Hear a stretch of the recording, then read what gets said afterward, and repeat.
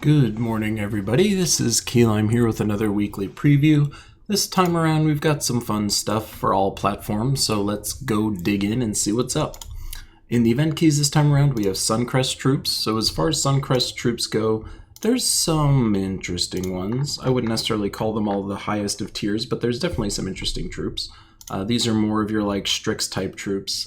So when we do the sort here, we can see that Phoenicia is sitting there in the event keys. So Phoenicia, again, is very cool. Pretty much you need to run her with Sun Spear because you need a Firestorm to be doubling her damage, but highest damage potential as far as a single cast goes, I would say. As long as you're building a red mana heavy lineup, you're going to be able to do probably in the realm of like 200 plus damage total to everybody. Not to each person, but total across everybody. So really strong troop, no loop potential, which is a little bit of a bummer, but if you don't have Phoenicia, she's definitely someone that's worth playing around with, especially if you have a Sunspear leveled. Queen Xochi is also pretty cool, more recently released in the Delve. She's somebody that's kind of like a mini Infernus. She's exploding a bunch of gems and then also doing damage to all. She has sneaky other things, like she can summon a Harpy Mage sometimes. Harpy Mage, of course, is this super cool new blow up everything on the board troop, so I think this might be bugged, or at least the text is wrong. We've been talking about it on the forums a little bit, but pretty much seems like no matter what, whenever you cast Harpy Mage, literally the entire board explodes. It claims it's only doing it to an ally that you choose in their mana colors, but it just seems to blow up the entire board. So Harpy Mage is definitely cool if you don't have her, worth getting. But beyond all of that, nothing too else all crazy. Sunbird, of course, is in there, but you probably already have Sunbird. But if you don't, Sunbird is definitely used in a lot of like quick clearing type teams. So if you're exploring, for instance, Sunbird enables a lot of quick exploring. So definitely cool. When we get to the new troops, so one of the new troops that we got is Harpy Eagle. Oh yeah, I didn't actually buy it yet. Harpy Eagle. So Harpy Eagle is a little weird. So it destroys a column and then deals damage to the last enemy and then pulls them up top. So you can think that in a raid boss scenario, this might be kind of fun. If you have like a Skull Bashy kind of thing, you might be able to put your Meng in the top slot, get your attack up super high, and then just pull Zul'Goth up to the top and then smack him with one skull. Of course, always be careful when you do something like this. When you pull Zul'Goth up to the top, he takes pretty much all mana, so if he's pretty close to full or he's able to get full very quickly, you might regret doing something like this. However, that's pretty much all I can really see the value for with this troop. It does start with 75% mana, so it'll be very quick to get its cast off to do that. But that seems to be the trick with this thing. I don't see much utility in this troop beyond that. In PvP, this might have some minor like situational use. Maybe in Guild Wars I could see you trying to use this if you can scout ahead and see that this might be useful. But overall, not the coolest of things. You do get a little mana out of this. The damage won't be terrible. I think I saw it's going to do 20 some odd once you get it all the way leveled up. So you'll probably end up doing maybe like 30 to 40-ish damage to somebody and then pulling them up to the top.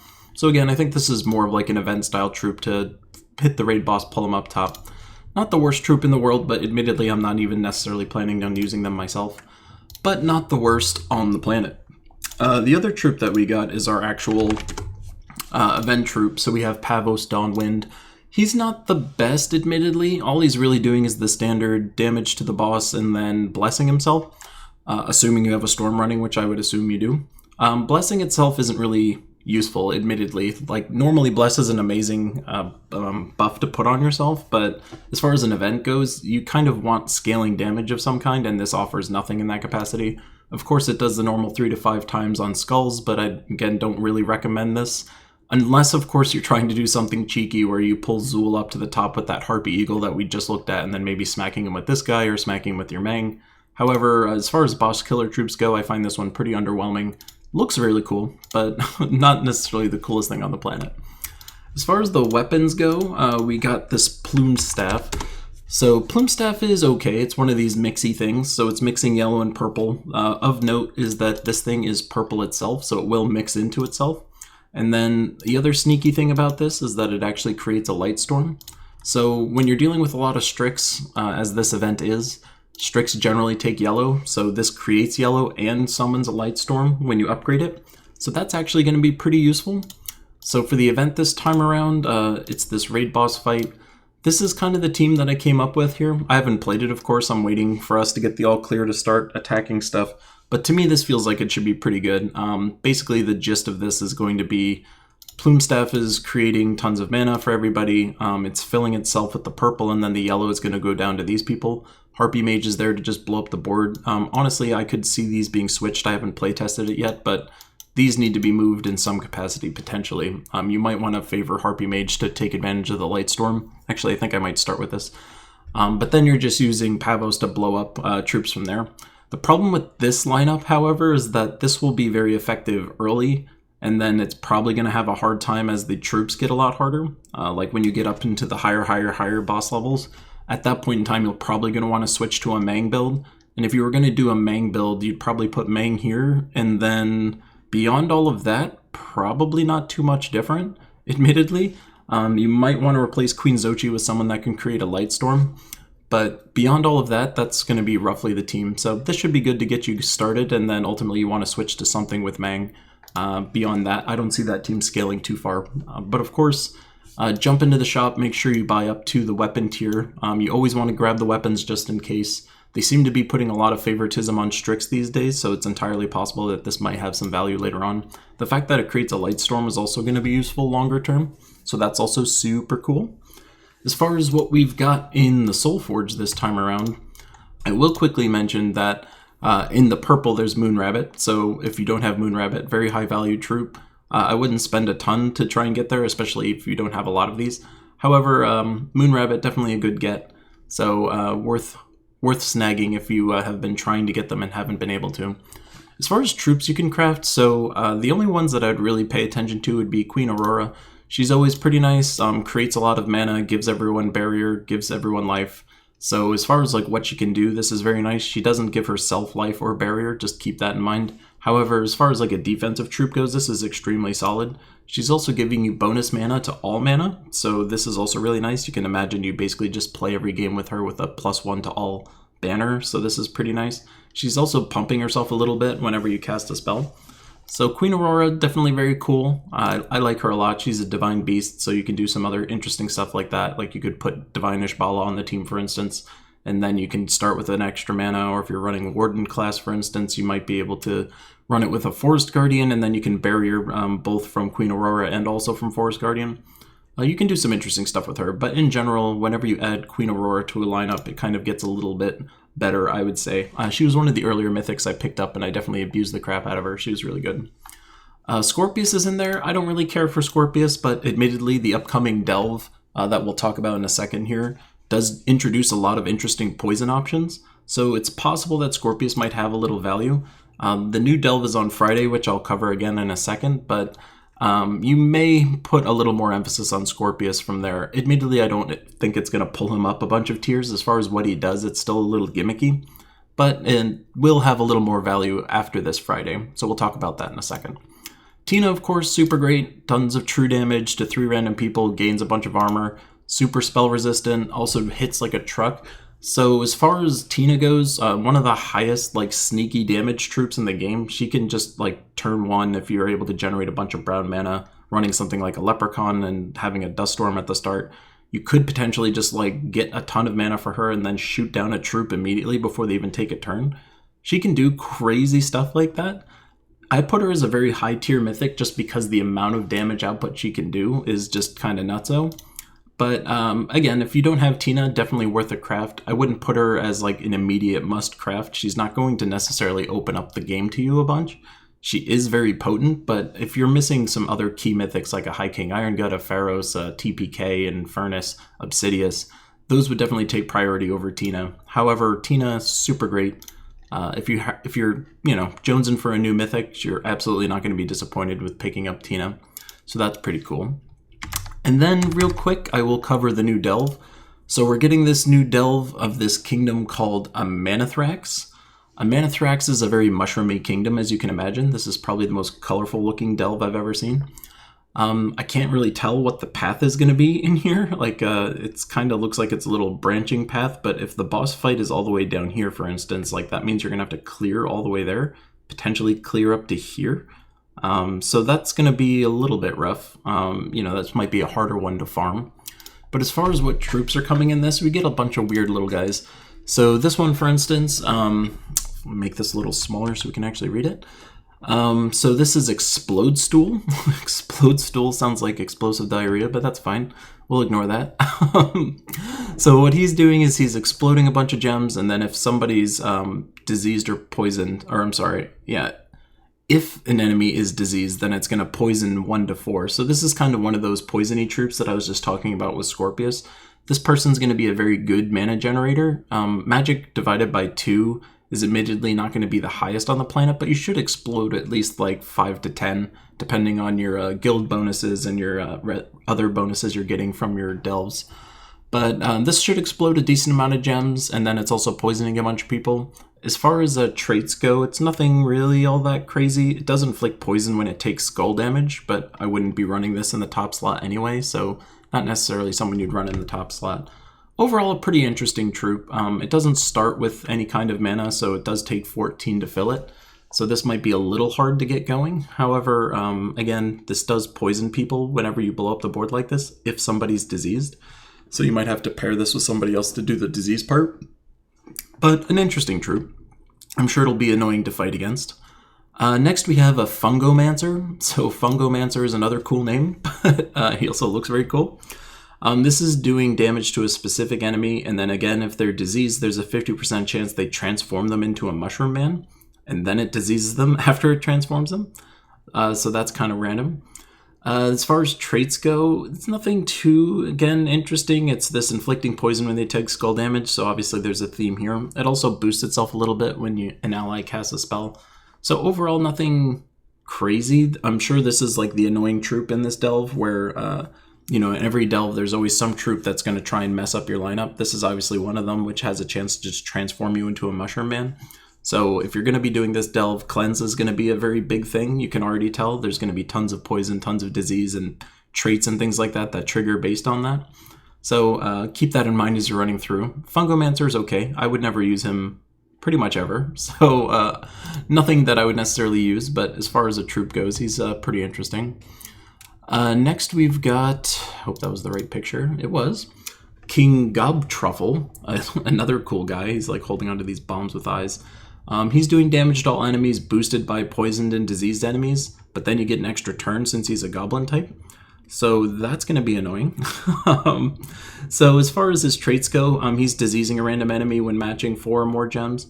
So he's going to be the troop that's enabling all this diseasing that's going on, that all the other troops are interacting based on. So this is going to be how the setup looks up when you're in the fight. They're going to be matching 4 or 5s. That's going to disease you, and then that guy's going to potentially transform you. That other guy's going to be poisoning you. He's going to be exploding a bunch of gems. So obviously that fight's going to be lame. He does the same inflict poison when they take skull damage-y thing. So this delve looks like it's going to be pretty interesting. As I mentioned before, there's a lot of poison and disease-oriented things. Obviously, some of these troops might interact with troops that you have on your side, like Magnus, for instance, who's doing a lot of poison and disease. The Plague Lord class might get some play with some of these troops since they also disease everyone on 4/5s. So, interesting delve. The last guy is Mushroom Man. So he looks like that. That's okay, I guess. But when you cast him, he enrages himself and then gains some attack boosted by diseased enemies. So again, based on disease. He doesn't really do anything crazy. He does have some decent frontline defense with this 33% skull reduction. However, I wouldn't really consider him useful outside of a delve attack, for instance. So not a troop that I would necessarily use in any capacity. If you get transformed into this by that other troop, at least the troop isn't totally useless. Like, this troop has some benefit. However, overall, nothing all that special. So that's the new faction delve that's coming up. This is releasing on Friday, so keep your eyes open for that as that rolls around. But that is everything that is new coming on the PC side of things. On the Switch side of things, we have a different thing going on. Same idea, we're doing another raid boss, so you guys also have a raid boss. Yours is based on the Darkstorm Kingdom, so let us talk about what's in the event keys for you guys. So in the event keys for you guys, it's going to be Darkstone troops. So if we do the Darkstone sort here, admittedly there's nothing too special for you guys, I hate to say. You won't even have access to necessarily all of these, so ignore this first troop. However, Magnus and Scion are both in there. So Magnus is kind of interesting. He's diseasing and poisoning everybody and doing damage to all. This is okay, but then honestly he's used more for this, which is inflicting a random status effect on 4 or 5 matches. So if you have a team that's just looping constantly, getting constant 4 or 5 matches, this can make the other team just really damaged, like they're getting webbed, entangled, frozen, all this other kinds of fun stuff. So Magnus can be a pretty disruptive troop. If you're going up against him, he can be pretty annoying. I wouldn't necessarily consider him super top tier since he doesn't loop in any capacity. He's more just annoying than anything. But definitely interesting. Not the worst, not the best. Scion kind of fits in that same bucket of not the worst, not the best. He's doing a ton of mana draining, so he's constantly doing true damage to everybody and draining when he casts. So whenever he casts, it's always very annoying. The entire other team is going to lose a bunch of mana. However, this is probably the more sneaky thing about him, so if you run him in the top slot, which you should always be doing to take advantage of this, every time you do skull damage, you drain the enemy team's mana, or the top troop's mana. So this is obviously very annoying. If you run a lineup with Scion in it, you're going to be disrupting the other team's progress a lot by draining their mana with this part and also stealing their mana with this part. So those are the 2 troops of note in the event keys for you guys. There's other all-seeing eye troops potentially in there. However, you can pick those up with just going into the delve and spending your chaos shards there. So nothing too crazy as far as the event keys go. However, you guys do get new troops for this event of yours. So the first one is the raid killing guy. That's spelled with a U. Umbraxis. So Umbraxis is new for this raid boss event. He's doing damage to the boss, of course, boosted by his ascensions. So if you have him at base level, he's going to be doing 3x. If you can ascend him up to mythic, he'll be doing 5x. And then he silences the adjacent enemies, which unfortunately in this case would really just be, you could imagine Zul'Goth is the bottom troop, so he would really just silence the guy above him. The only way that that wouldn't be true, of course, is if you can somehow rotate around their lineup where Zul'Goth moves up a slot, and then if you hit him with this, you would silence the person above and below them.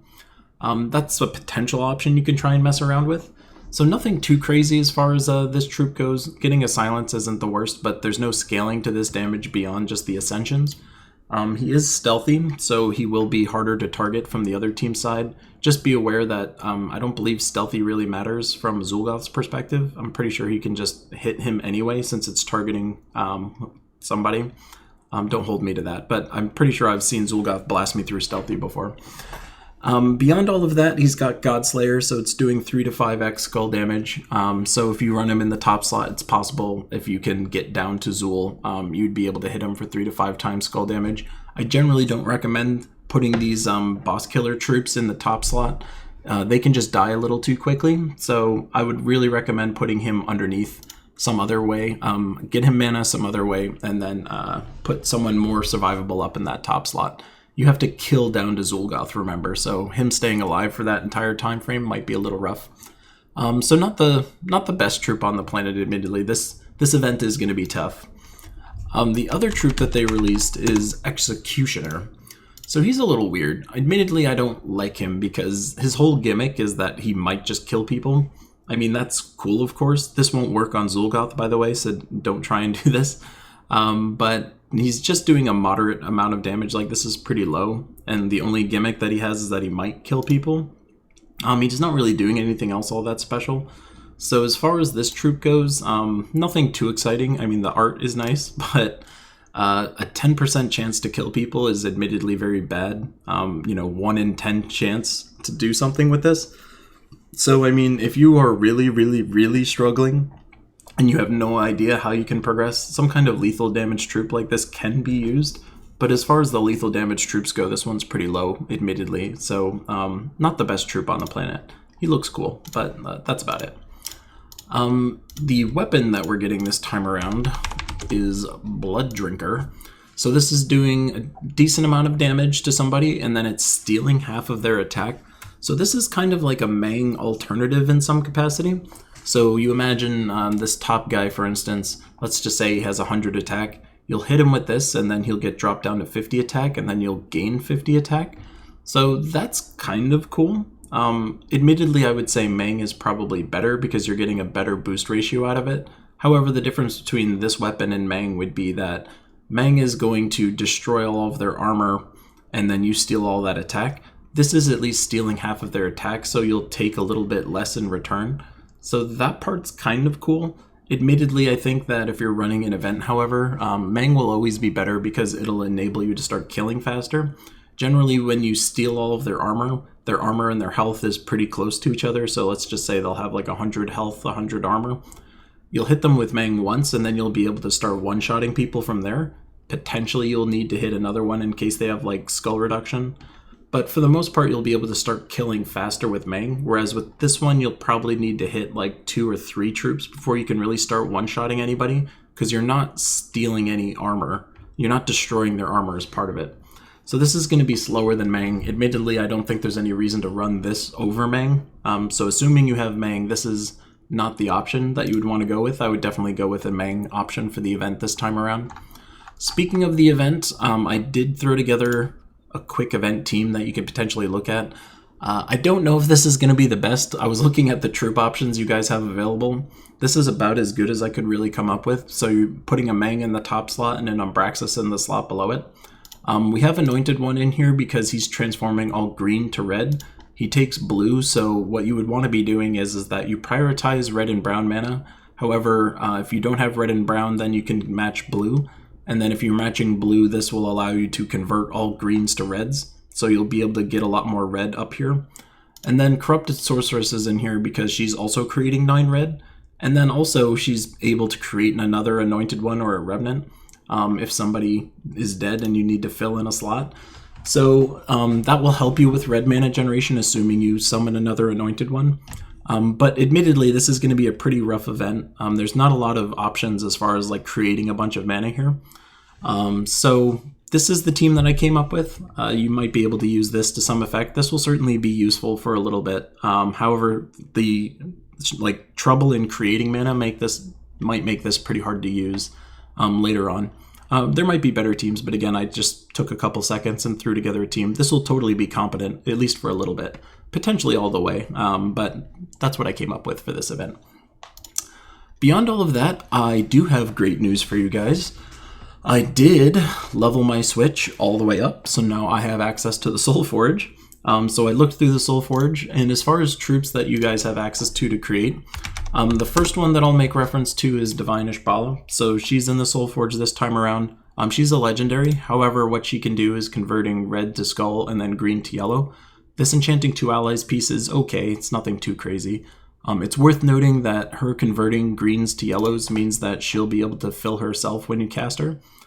So this stuff is pretty cool. As far as skull converters go, this is pretty standard. It's nice that she also fills into herself. However, this is the piece that really makes her a lot more useful. So she's giving all divines 40% mana. So obviously if you have Infernus, for instance, he's divine. So there's a bunch of cool divines that you can potentially pair with Divine Ishbala. So she's a very high value troop to have, admittedly. I put her as number 10 on my most valuable troops list. Worth a craft if you don't have her. However, crafting legendaries is always kind of a tricky game. You want to be saving your diamonds for mythics versus legendaries. However, she is a pretty high value one. So if the mythics don't interest you that I'm about to cover, you might want to spend some diamonds on her. She's obviously pretty cool. The other one that you guys have access to is also Queen Aurora. So I did quickly cover her in the other part, but assuming you skipped to here, I'll quickly cover her again. So she's giving all allies barrier and life, and she's creating 10 gems of whatever color you want. So if you have a lineup that's able to create a lot of the same kind of a gem, this will obviously help you create even more of that on top of giving you more defensive capability. I really like Queen Aurora because you can kind of just loop and loop and loop and loop with her potentially. If you just have a lineup that's running a certain kind of storm, you can just constantly loop and loop and loop and loop, and you just have a trillion life, everyone's barriered, you pretty much just win at that point. She also has this Rainbow Link, which is super nice, so you're gaining bonus mana every single time you match gems. So you can just imagine this says you get an extra banner that gives you +1 to all mana. So if you match 3 reds, you'll be getting 4 reds, even if you have a banner that doesn't do anything like that. So this is really strong. This will just accelerate how quickly your team gets filled up. She also magic pumps herself a little bit, which is kind of cool. So as far as defensive troops go, she's one of the best. The one thing she doesn't do, of course, is cleanse, which you'll miss if you have her. I remember using her and constantly missing cleanse, but she's obviously a very strong troop. Would recommend crafting her if you don't have her. or at least considering crafting her, unless you're saving for something higher value. But she's pretty cool. The other one that's in there is Mr. Jotner. So Jotner is kind of like a Titan guy. So if you're running a Titan team with other giants, Jotner is potentially worth considering. The amount of true damage he can do if you're running a pure giant lineup is very strong, so the boost ratio is very high, and he's getting boosted by barriered and giant allies. So he also barriers people on 4 or 5 matches. So you put Jotner on a team with a Titan and a couple other giants, and you have some kind of looping lineup, and then he can just snipe people pretty much dead. That's basically the way you use him. So if you're going to craft someone like Jotner, make sure you have a really strong mana generation lineup with your first 3, and then have Jotner in there to basically be your cleanup troop. Like, these 3 should be doing lots of cool stuff, and then whenever you can, just cast Jotner and just blast somebody dead for the most part. Jotner is definitely pretty cool. I have him as like a low B tier type mythic as far as my tier list goes, but an interesting option for sure. Not the best mythic on the planet, but not the worst. That was everything that was really in there that seemed interesting. I saw Scorpius was also in there, but I don't really put too much stock into Scorpius. Again, the +1 to Brown All every turn is not as strong as you might think. But yeah, that is everything that's coming in on the Switch side. And that is everything for everyone. So hopefully you're looking forward to some cool stuff. Everyone on all platforms seems like we're a little synced on the events right now, so everyone's got a raid boss. So everyone should have a fun time smacking down some Zul'Goths. I hope you guys have an awesome week. For the PC, Xbox, PS4 folks, look forward to that faction on Friday. Keep your eyes open for my streams. I'm going to be streaming at least 1 to 2 times a week. I might accelerate that more, but at least for now, it seems like about 1 to 2. We have fun, we mess around, I answer questions, I've got a weird wheel I can spin. I do have redeem codes, of course. So feel free to tune into that whenever you can. I unfortunately don't have a schedule just yet, but I'm working to see if I can try and get that done. But yeah, that's everything. So happy Monday, and I hope you guys have an awesome week. Kill some Zuls, and I will talk to you later. Bye.